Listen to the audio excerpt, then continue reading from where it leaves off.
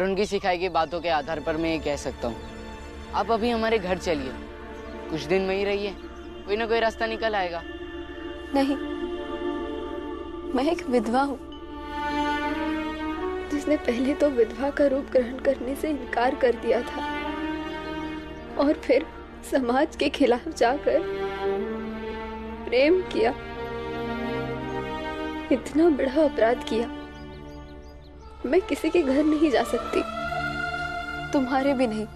अगर तुम कुंवारी होती तो क्या मेरे घर चलती? नहीं, कभी नहीं।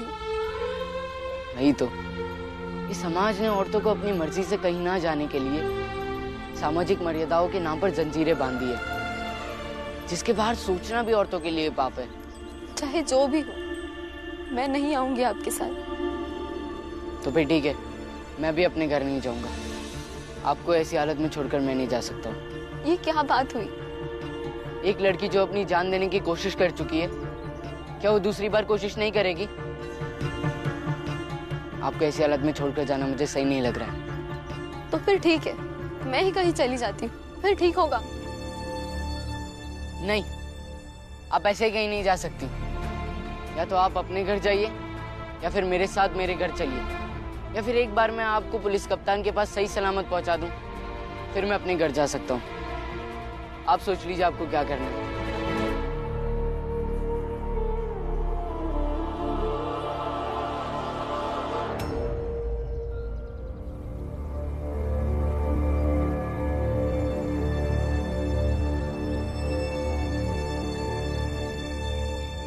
बताओ, मामला क्या है? क्या हुआ था सुबह? आप सब तो जानते हैं कि सुबह सुबह दूध, फल, सब्जी लाने की जिम्मेदारी मेरी होती है। आज सुबह जब मैं फल, दूध, सब्जी लेकर लौट रही थी, तो रास्ते में ये छोटी जात का आदमी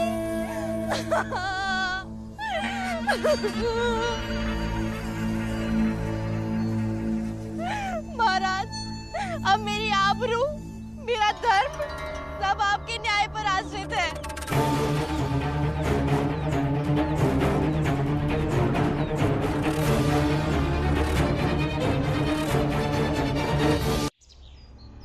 राम जी, वैसे भी तुम एक दोयम दर्जे के गिरे हुए इंसान हो, फिर भी न्याय तो सबको समान मिलना चाहिए, इसलिए तुम भी अपना पक्ष रखो।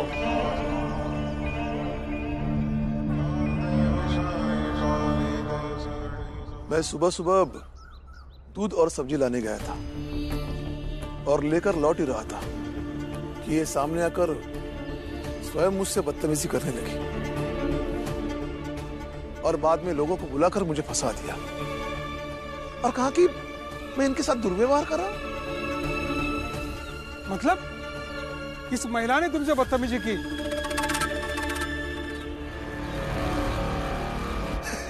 अरे, हमने तो पहली बार सुना है किसी महिला को ऐसे करते हुए। आप मेरा यकीन कीजिए, मैं सच कह रहा हूं। तुम्हारे पास कोई प्रमाण है कि ये लड़की झूठ बोल रही है और तुम सच बोल रहे हो?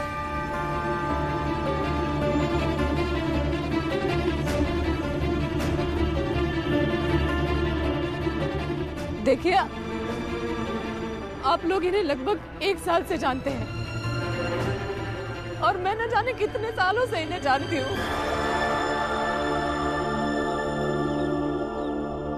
ऐसा नहीं कर सकते। तो प्रेम और वासना में यही तो अंतर होता है। एक तरफ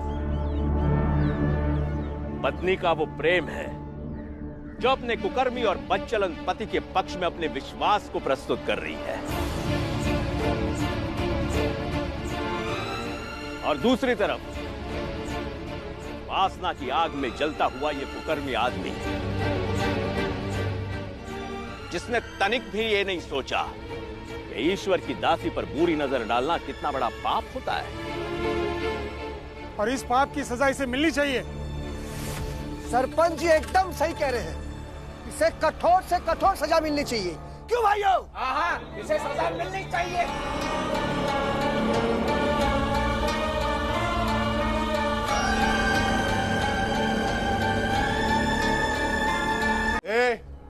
तू रुक क्यों गया? अपना काम कर। ये तो आएगा, भाषण देगा, लेकिन तेरे इस भाषण से कुछ नहीं होने वाला। भाषण नहीं, सबूत दूंगा।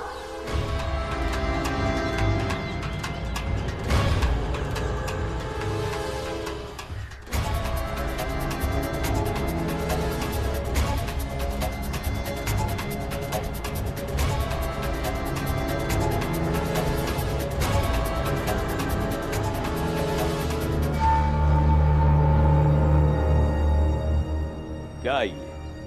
इसमें दूध का लोटा और सब्जियां हैं। ये वही रास्ते पर मुझे गिरा हुआ मिला जहाँ बाबा से ये मिली।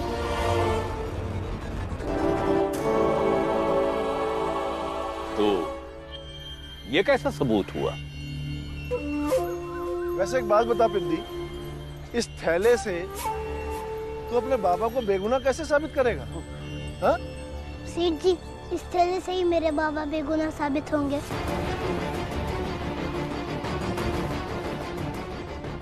अच्छा, तू इस थैले से अपने बाप को बेगुनाह साबित करेगा? ठीक है, फिर करके दिखा, हम भी देख लेते हैं। कर। मेरे बाबा के मुताबिक वो दूध और सब्जी लेकर आ रहे थे और इनके मुताबिक ये भी दूध और सब्जी लेकर आ रही थी। इस हिसाब से वहाँ 2 थैली मिलनी चाहिए, लेकिन वहाँ 2 नहीं बल्कि बस एक ही थैली थी, जो ये है।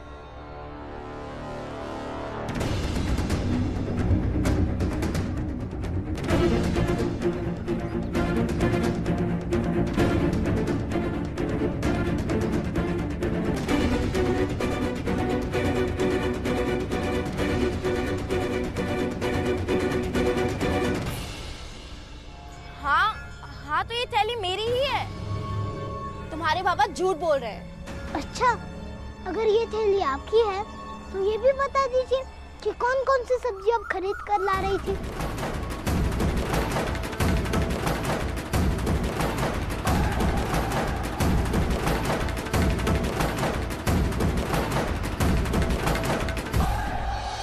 बताइए इसे। क्या हुआ बताइए? अभी तो सब्जियां खरीदने गई थी ना, और आज सुबह ही खरीदने गई थी, तो आपको तो याद होगा ना। और ये तो आपका रोज का काम है, और रोज का काम इंसान कभी नहीं भूलता। इसलिए बताइए कि कौन कौन सी सब्जियां इसमें हैं। हाँ, बताइए कौन सी सब्जी है? कौन सी सब्जियां बताइए। बताओ इसे। हाँ, तो उसमें आलू है, गोभी है, परवल है। नहीं,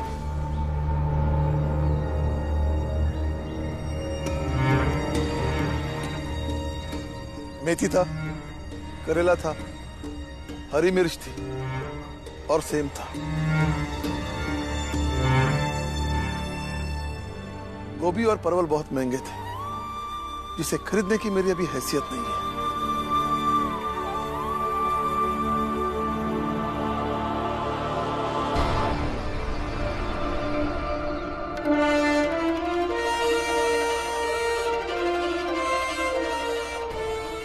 ये देखिए, सेम, देखिए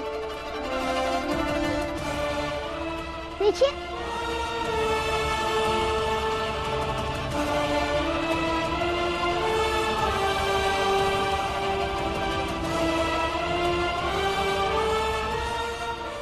ये देखिए, मेथी।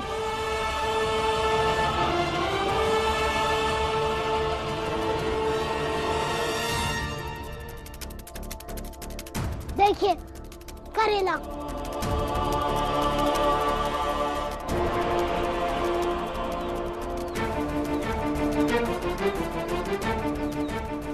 और ये रही हरी मिर्च।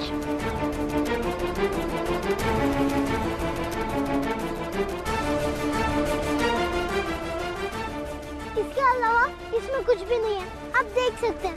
देखिए, सारी सब्जियां सही है, सब सब्जियां सही है।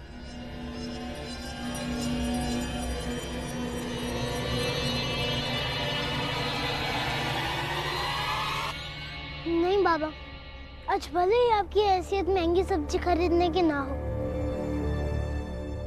मगर आपने आज इनके धर्म को, इनके ईश्वर को, इनकी आस्था को और इनके विश्वास को जरूर बिकने से बचा लिया बाबा।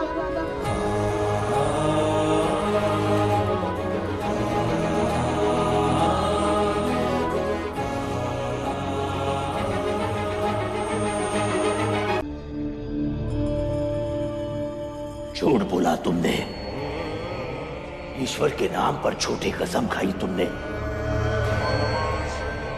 एक देवदासी होते हुए भी अपने चरित्र के साथ खिलवाड़ किया तुमने। पाप है ये, पाप। इसकी सजा तुम्हें अवश्य मिलेगी। महाराज जी, अब सजा देने का खेल खेलते रहिए। मैं आपसे बस ये कहना चाहता हूँ कि मेरे बाबा मेरा गर्व है, मेरा घमंड है। और अब एक नहीं 1000 साजिशें कर लीजिए, लेकिन जो सच है उसे ना तो आप धुंधला कर सकते हैं और न ही मिटा सकते हैं।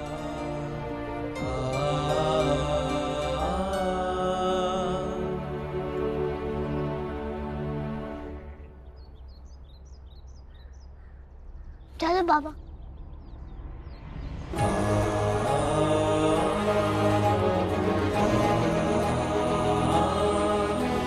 साहिब मेरे भीमराव, साहिब मेरे भीमराव, साहिब मेरे भीमराव, साहिब मेरे भीमराव, साहिब मेरे भीमराव।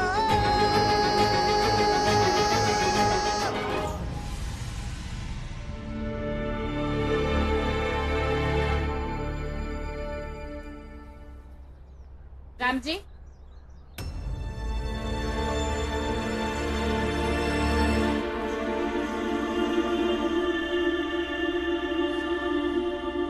अपने विश्वास के लिए शर्मिंदा क्यों होना? वो आपका विश्वास था, इसलिए मैंने उसका आदर किया। शर्म तो उन पाखंडियों को आनी चाहिए जिन्हें खुद तो ईश्वर पर आस्था नहीं और दूसरों की आस्थाओं के साथ खिलवाड़ कर रहे हैं।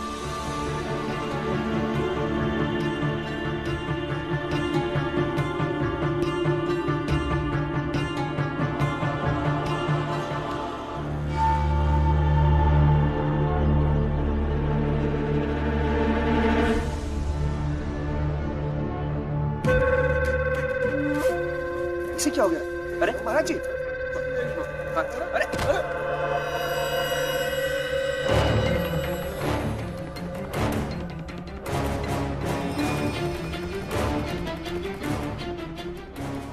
अरे महाराज जी, इसे क्या हो गया? अरे कोई पानी लेके आओ, कोई पानी लाओ।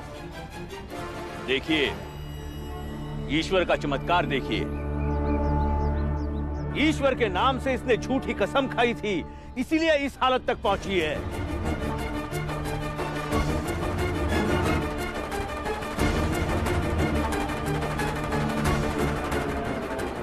आप सब मिलकर ईश्वर को प्रणाम कीजिए।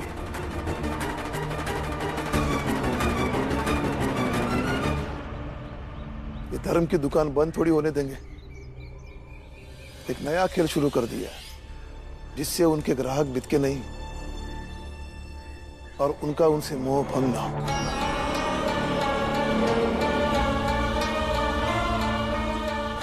चलो बेटा। अब आप सब मिलकर ईश्वर के इस अद्भुत चमत्कार को प्रणाम कीजिए।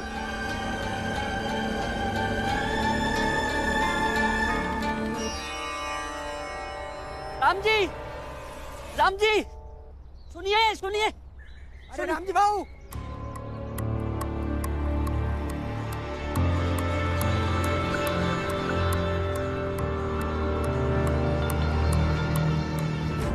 राम जी, माफ कर दो हमें। वो तुम पंचायत में चुप हो गए तो हमें लगा कि शायद तुम गलत हो। गलती हो गई, आगे से ऐसा नहीं होगा।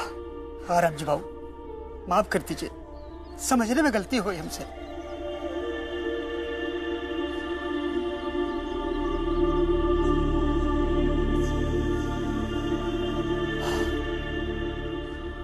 कोई बात नहीं। ऐसे कैसे कोई बात नहीं बाबा,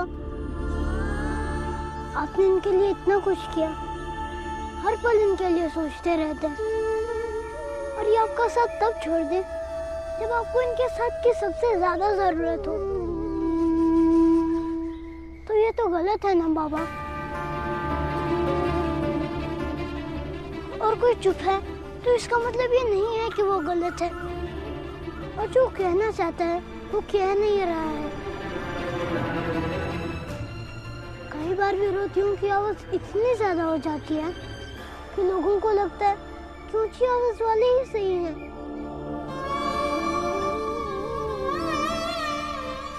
बाबा का तो पता नहीं, लेकिन मुझे इस बात का दुख है। आज का दुख नहीं, बल्कि ये सोचकर दुख है कि हम लोगों में ये विश्वास नहीं रहेगा तो हम दूसरों से क्या लड़ेंगे, हम अपने न्याय और हक की बात क्या करेंगे। भीमराव, गलती हो गई, माफ कर दो ना, आगे से ऐसा नहीं होगा। हाँ भीमराव, गलती हो गई, आगे से ऐसा नहीं होगा। हाँ भीम, सुनो तो। विवाह, रुकिए, जिस घर में आपकी शादी हुई वो किस जात के थे? पागल हो क्या? मेरी शादी मेरी ही जात में होगी ना। तो क्या पति के मर जाने के बाद आपके जात वाले लोगों ने आपको विधवा बनाकर आपको याद नहीं दी?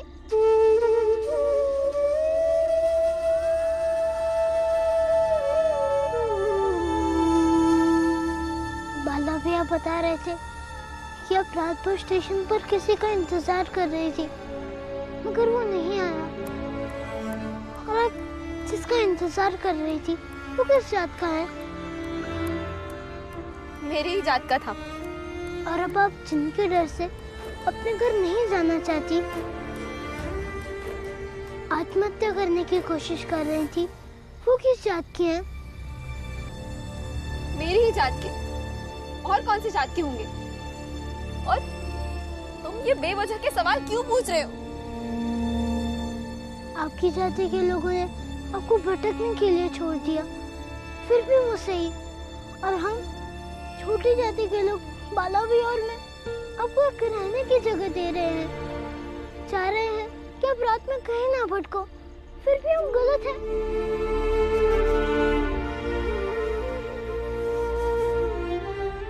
मेरे घर के सामने एक बड़ी जाति की कुटिया है, मेरे दोस्त ध्रुव की, मगर अब वो बम्बई में रहता है, इसलिए आप वहाँ रह सकती हैं। बाला भैया और मैं आपके कुछ नहीं है, मगर आप ऐसे भटकेंगी तो मैं अच्छा नहीं लगेगा। और बाबा कहते हैं कि हर इंसान को समझना चाहिए कि दुख हमेशा नहीं रहता, उसे खत्म किया जा सकता है। और एक इंसान को दूसरे इंसान का दुख देखकर अपनी आंखें नहीं मूंद लेनी चाहिए। इसलिए हम आपसे आग्रह कर रहे हैं, बाकी आपकी मर्जी।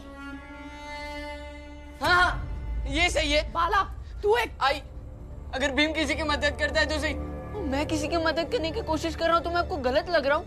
देख, तू भीमा के साथ अपनी तुलना बंद कर दे। अरे, अब भेदभाव करोगे और मैं तुलना भी ना करूँ?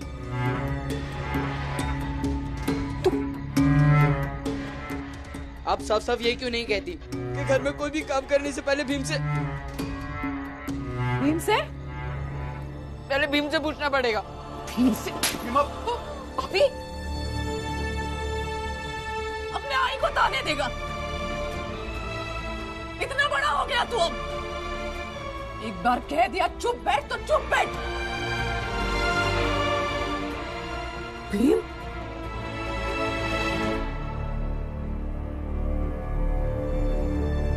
ठीक है, लेकर आए उसे घर में, या तो वो घर में रहेंगी या मैं रहूंगी, चली जाऊंगी कहीं भी। ये क्या बोल रहे तू भाभी? पहले अपना गुस्सा शांत कर। क्यों करूं? सब लोग अपनी मनमानी करते रहते हैं, मैं क्यों ना करूं? आई, आप इस घर को छोड़कर और हम सबको छोड़कर जाने की बात कैसे कर सकते हो? क्यों ना करूं? ये भीमा भी अभी भीमा भाई, वहाँ भीम उस औरत को अपने घर में नहीं ला रहा।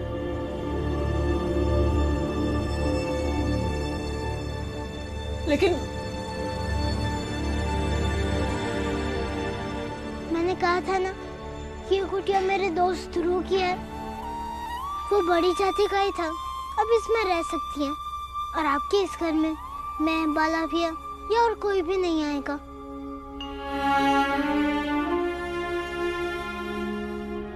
बाबा के पास इतने पैसे नहीं होंगे कि वो बिस्तर, बर्तन, चूल्हा सब नया खरीद कर ला पाए, लेकिन हम कुछ ना कुछ व्यवस्था तो जरूर करेंगे। आपका धन भ्रष्ट होने नहीं देंगे, लेकिन जब तक आपको रहने के लिए कोई ढंग का ठिकाना नहीं मिल जाता या आपके घर वाले आपको अपने साथ ले जाने के लिए खुशी खुशी तैयार नहीं हो जाते, तब तक आप इसी घर में रहिए। महाराज, महाराज, महाराज, इतने व्यग्र क्यों हो तुम दोनों? महाराज जी, कानों कान खबर मिली है कि वो बाला रातों रात अपने साथ किसी लड़की को भगा कर लेकर आया है। संस्कारहीन है वो लोग।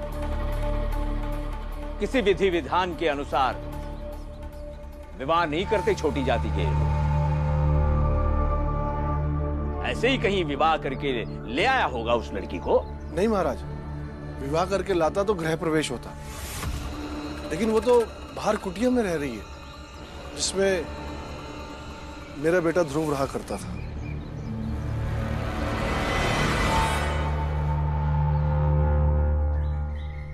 तो पता कर लो कौन है वो औरत, कहां से आई है, क्यों आई है, और आई है तो उस कुटिया में क्यों रहती है। जो आ गया महाराज। जी महाराज।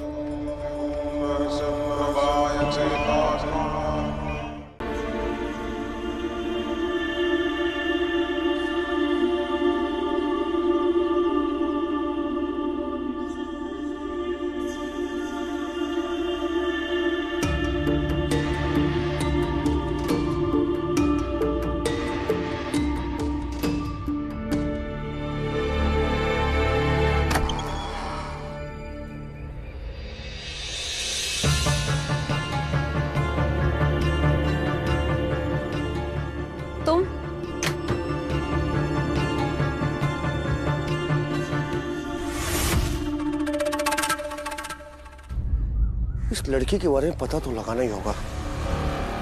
ये राम जी के घर नहीं जाती, पर भीमा बाई इतनी आसानी से इसकी कुटिया के अंदर घुस गई और दरवाजा ही बंद कर लिया।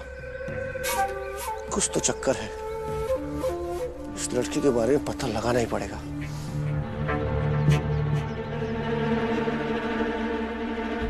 देखिए, मेरे पैर जमीन पर नहीं है बल्कि इस कपड़े के ऊपर है, तो आपकी ये जगह अपवित्र, अशुद्ध नहीं हो रही है। बस कुछ बात करनी है आपसे, फिर चली जाऊंगी। क्या बात? आप यहाँ जीवन भर नहीं रह सकती, आप भी जानती है ये बात। तो आगे कुछ सोचा है आपने? आपके घर का पता दे दीजिए, मैं खबर भिजवा देती हूँ कि आप यहाँ पर है। तो नहीं नहीं, उसकी कोई जरूरत नहीं। मैं कभी उन लोगों के पास नहीं जाऊंगी। उन लोगों ने मेरा जीवन नर्क बनाकर रख दिया था। मैं फिर से उस दुनिया में नहीं जाना चाहती जहाँ लोग विधवा को अभिशाप बनाकर जीने में मजबूर करते हैं।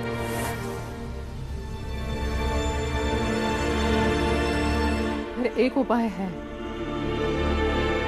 क्या? सावित्रीबाई फुले का नाम तो सुना होगा ना आपने? उनका आश्रम है पुणे में, वहां चली जाइए आप। वहां विधवाओं को पढ़ा लिखा कर आत्मनिर्भर बनाते हैं। लेकिन मैं आत्मनिर्भर नहीं बनना चाहती। मैं तो विधवा की तरह जीना ही नहीं चाहती। मैं तो फिर से शादी करके सुहागन की तरह जीना चाहती हूँ, खुश रहना चाहती हूँ, समाज के इन बेवजह के बंधनों से मुक्त होना चाहती हूँ। बाला ने बताया मुझे कि कोई थे जो आपके साथ जीवन शुरू करना चाहते थे, लेकिन वो आए नहीं। उनका पता दे दीजिए, मैं जाकर पूछती हूँ उनसे कि वो क्यों नहीं आए। कैसे जाओगी तुम? उसका परिवार इलाके का सबसे उच्च कुल और श्रेष्ठ परिवार है। धर्म, कर्म, परंपरा अक्षरशः माना जाता है उसके घर में। तुम सबकी छाया भी उसके घर के आसपास पड़ी ना तो वो सब अशुद्ध हो जाएंगे। अगर उन लोगों को पता चला कि उनका बेटा किसी विधवा से प्रेम करता है और विवाह करना चाहता है तो क्या वो लोग मानेंगे? हमें कहीं और जाकर अपनी दुनिया बसानी थी, इसीलिए घर से भागे थे। लेकिन अब जब उसके परिवार को पता चलेगा कि तुम उसे खोजने आई हो तो वो मुझे विधवा से ज्यादा इस बात के लिए कभी नहीं अपनाएंगे कि मैं तुम लोगों के बीच आकर रह रही हूं। देखो, मैं अपना कुछ कर लूंगी, इसीलिए तुम ये अपना कपड़ा उठाओ और निकल जाओ यहाँ से।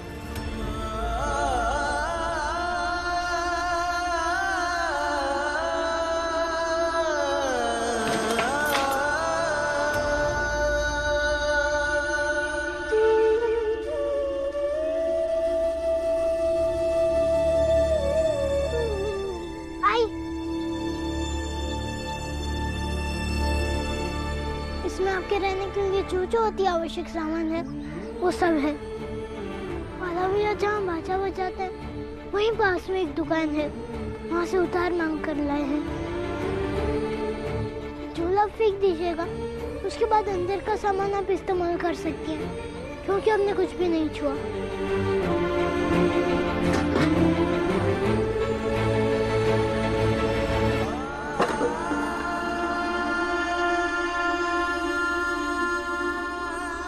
और आई, आप यहाँ कभी मत आइएगा क्योंकि कोई आपका अपमान करे ये हमें अच्छा नहीं लगेगा। हम चाहे जितनी छोटी जात के मगर हमारे लिए हमारी यही सबसे बड़ी है, सबसे ऊंचा स्थान है आपका।